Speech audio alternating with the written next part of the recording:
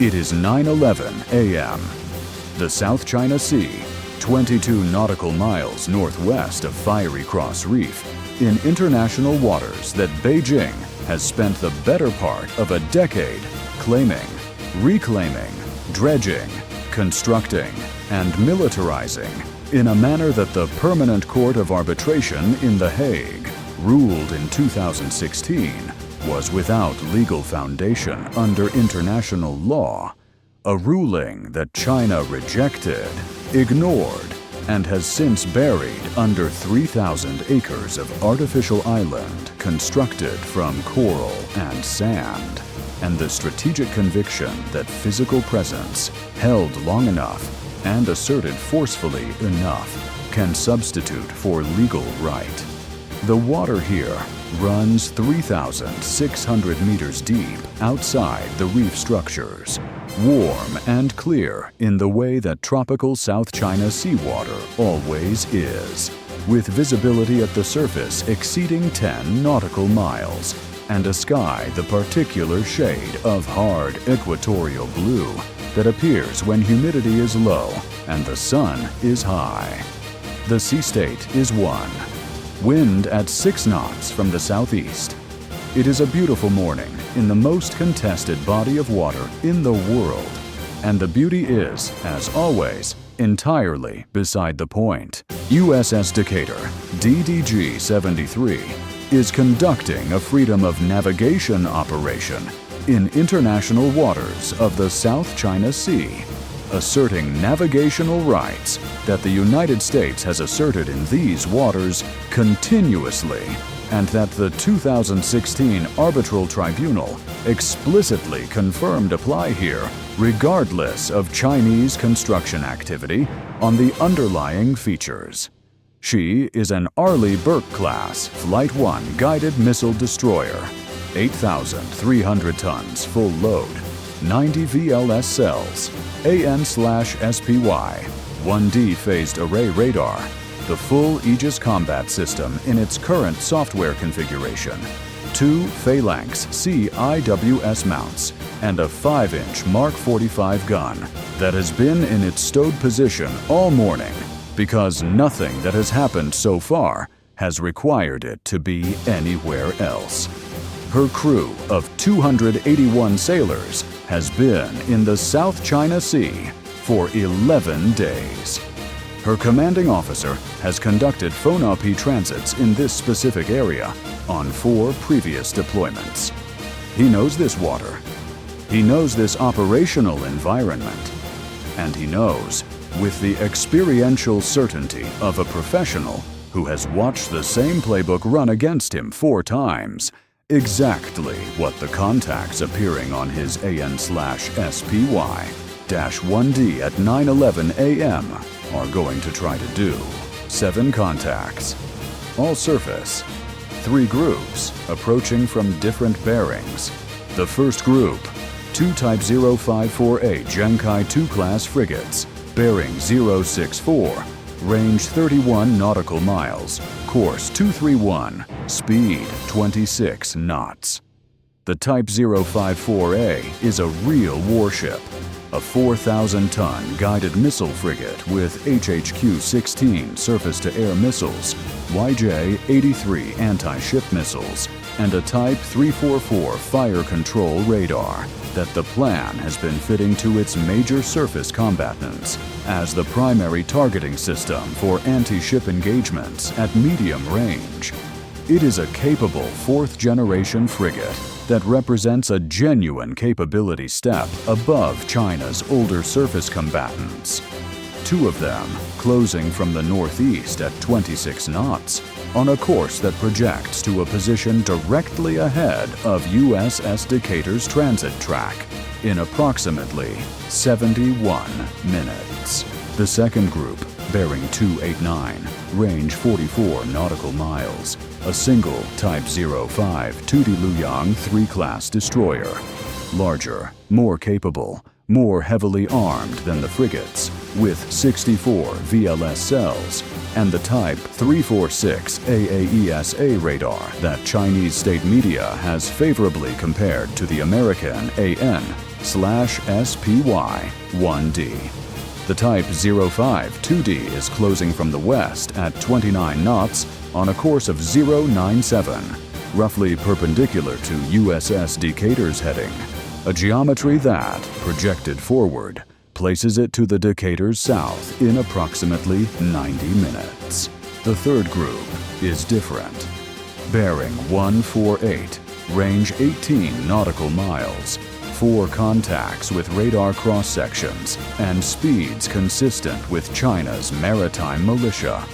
The fleet of fishing vessels and coastal freighters that the People's Republic has equipped, organized, trained, and deployed as a quasi-military force capable of swarming contested features, maintaining physical presence, and creating the kind of crowded, ambiguous contact environment that gray zone doctrine prizes precisely because it complicates the defender's decision-making without providing the clear, unambiguous provocation that would justify a kinetic response. The maritime militia vessels are approximately 50 to 70 meters in length, moving at 14 to 18 knots on a course that converges with USS Decatur's track from the southeast. They are not military vessels. They are not flying military ensigns. They carry civilian vessel AIS designations, and they are operating in a coordinated geometry with 2 planned frigates and a planned destroyer that is not consistent with any interpretation of independent fishing or commercial navigation activity. The commanding officer looked at the combined picture at 9:11 a.m. for approximately 8 seconds. 7 contacts, 3 approach vectors, 2 planned frigates northeast, 1 planned destroyer west, 4 militia vessels southeast. The geometry was designed to create a box, not a physical encirclement in the sense of vessels positioned to prevent movement in every direction, but a psychological encirclement. Pressure from multiple bearings simultaneously, all of it coordinated, all of it designed to present the American ship with a contact environment, complicated enough that some form of course alteration, speed change, or communication acknowledgement becomes more attractive than continuing the FONOP transit on the planned track. He had seen this playbook before. He was not going to give it what it wanted. "Modified watch condition Bravo," he said to the TAO. "Not battle stations, not yet." Modified watch condition Bravo brought additional personnel to the CIC without the formality of a full battle stations announcement, adding analytical and fire control capacity without communicating urgency. "Get me 7th Fleet on the secure net. And I want a track correlation check on all 7 contacts. I want to know if the militia vessels and the plan units are transmitting on a common data link." The track correlation check was the right call. Because if the militia vessels and the plan warships were sharing a tactical picture through a common data link, if their approach geometry was being coordinated in real time by a common command authority, that coordination elevated the militia vessel's legal status from civilian fishing craft operating in the area to an integrated military force operating as part of a combined arms formation. The distinction matters under the law of armed conflict, and the commanding officer wanted the evidence documented before the situation developed further. The AN/SLQ-32 electronic warfare system completed its correlation analysis at 9:19 a.m. The result was unambiguous. All 7 contacts, the 2 frigates, the destroyer, and all 4 militia vessels were transmitting and receiving on a frequency band and data link protocol consistent with Chinese military tactical communications. The militia vessels, flying their civilian designations, were in the same tactical network as the plan warships. They were not fishing. They were not engaged in commercial navigation. They were military assets in civilian disguise, operating as part of a coordinated formation under Plan Command Authority. And the AN/SLQ-32 had the emission evidence on record.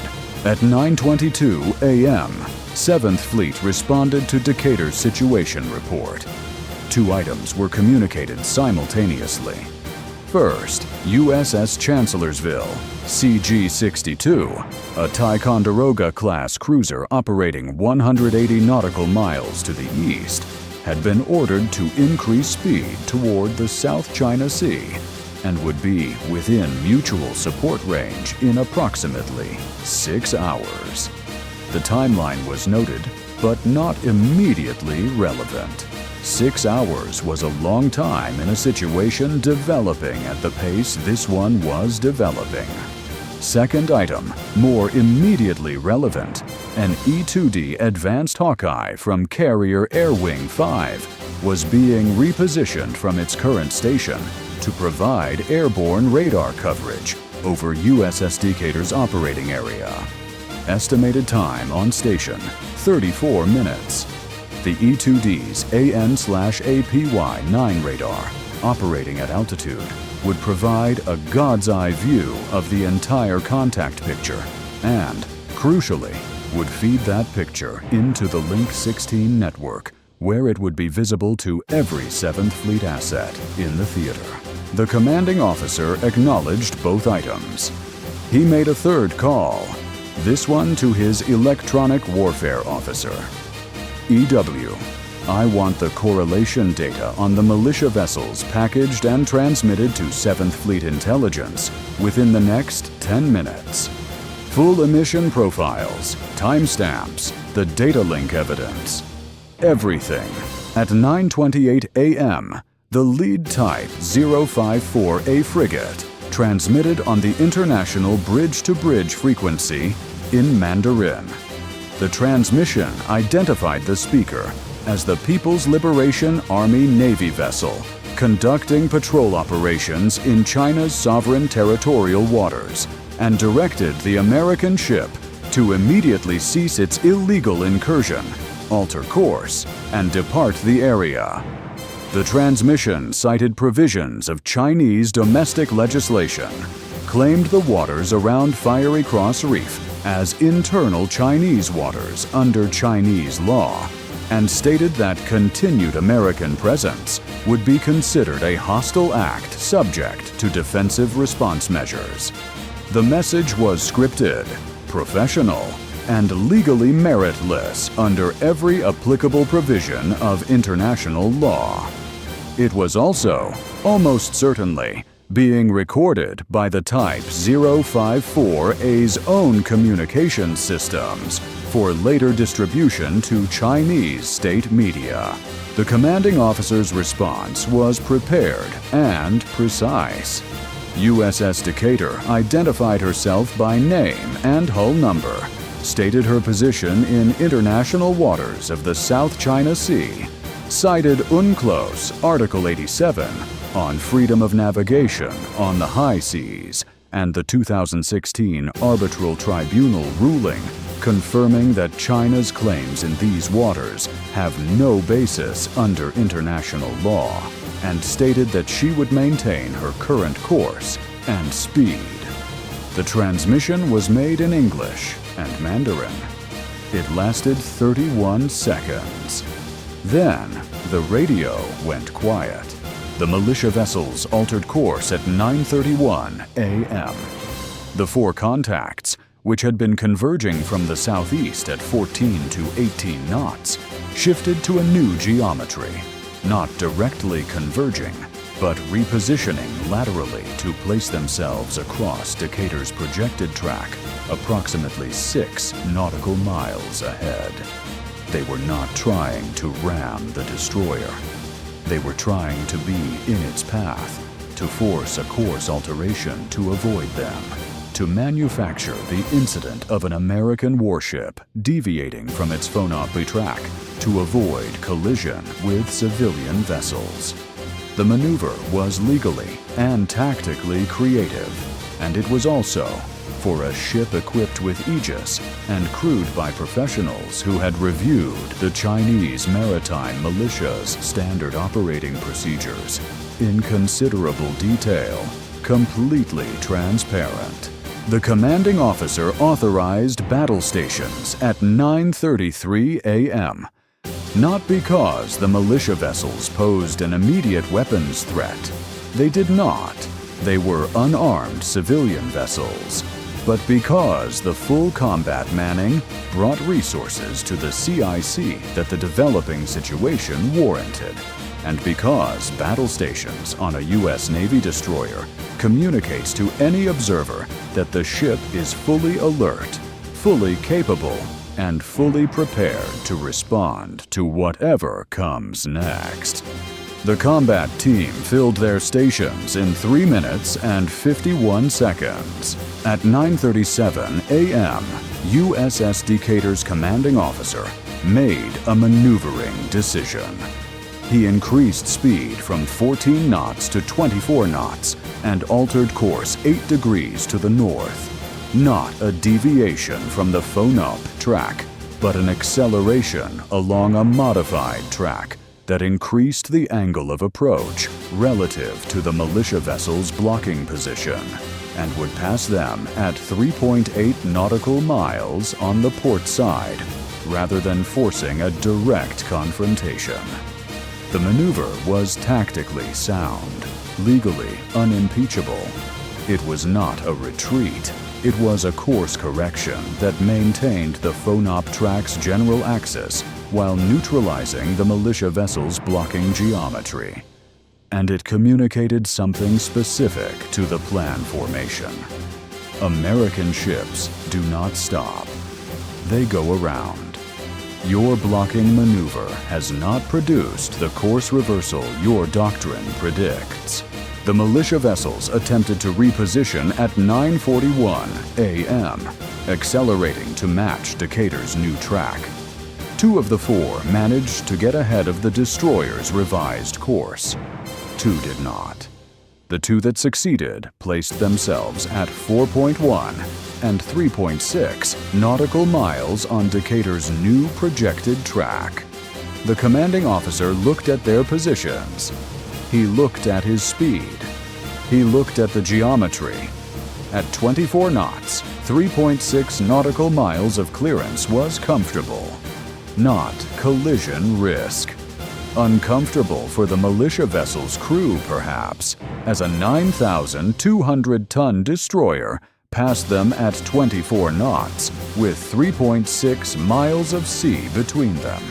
But not unsafe under the rules that govern right-of-way between vessels. Decatur passed the first militia vessel at 9:47 a.m., 4.1 nautical miles to port. She passed the second at 9:49 a.m., 3.6 nautical miles to port. She did not alter course. She did not reduce speed. She passed them as any ship navigating international waters passes traffic in its vicinity, calmly, professionally, on a track that was planned before they appeared and executed as if they were not there.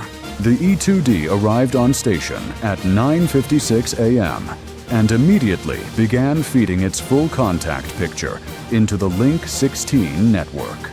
The God's eye view the radar provided showed all 7 contacts in simultaneous track with continuously updated positions and velocities. It showed the 2 Type 05 4A frigates at 19 nautical miles northeast, now angling slightly north of the previous intercept course, their geometry softening as Decatur's acceleration and course adjustment had compressed the timeline in a way their approach plan had not accounted for. It showed the Type 05 2D destroyer at 31 nautical miles west, maintaining its speed, but on a course that would now miss Decatur's track by approximately 6 nautical miles, rather than the close approach the original geometry projected. and it showed the 4 militia vessels, scattered by Decatur's maneuvering into a geometry that was no longer coordinated. 2 to the south, 2 falling behind, their blocking function neutralized by a ship that had simply gone faster and slightly north of where they expected it to be. At 10:03 a.m., the Lid Type 054A frigate altered course 15 degrees north. Not a dramatic reversal, not an obvious retreat, but a course change that the E-2D's radar captured instantly, and that the Aegis track algorithm translated into an updated CPA from 2.3 nautical miles to 5.7 nautical miles. The frigate was no longer on an intercept with Decatur's track. It was on a parallel course, maintaining a shadowing position, but no longer attempting to close. The Type 052D followed at 10:09 a.m. Its new course put it on a northerly heading that opened the range from Decatur steadily. By 10:14 a.m., the destroyer was at 38 nautical miles and increasing.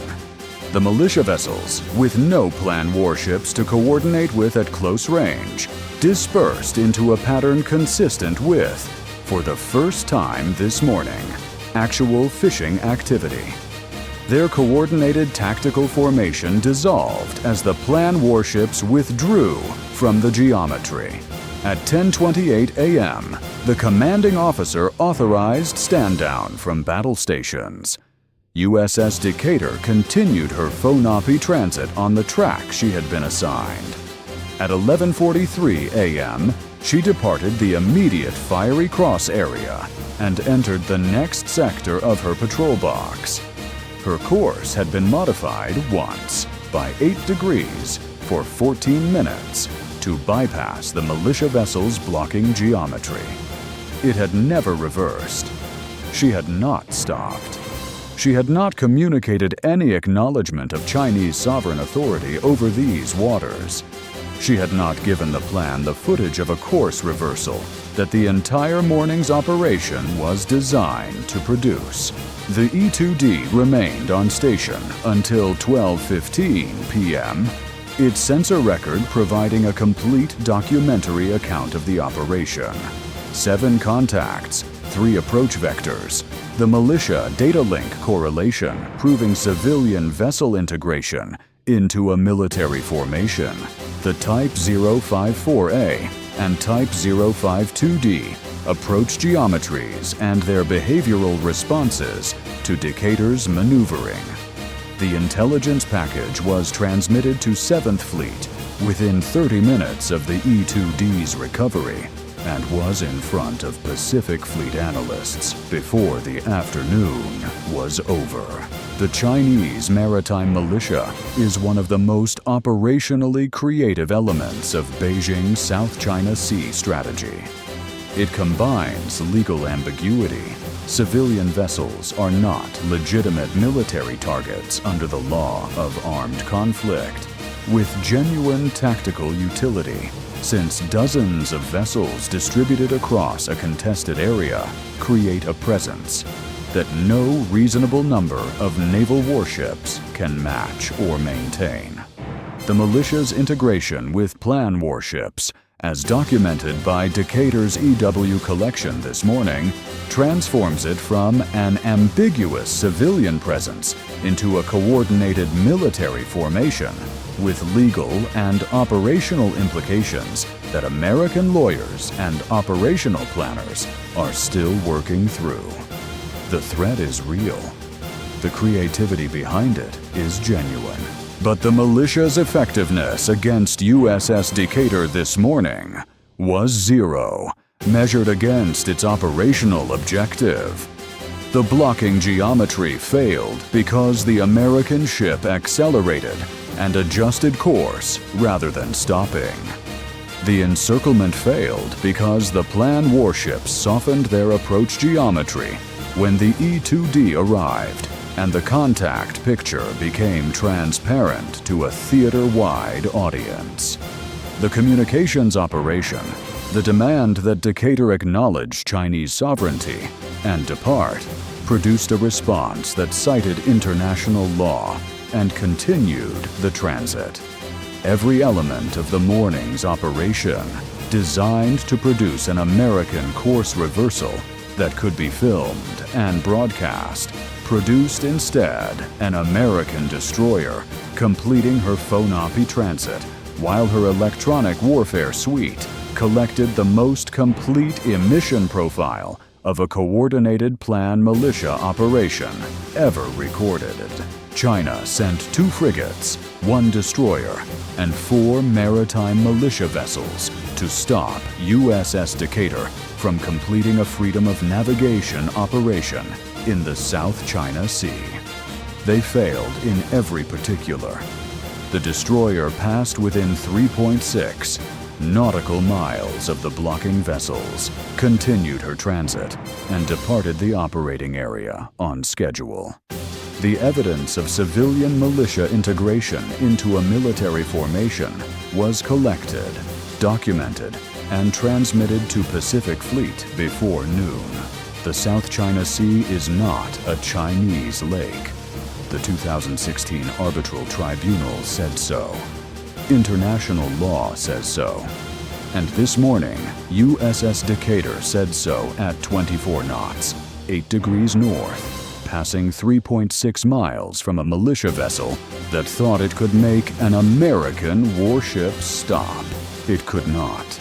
Bye for now.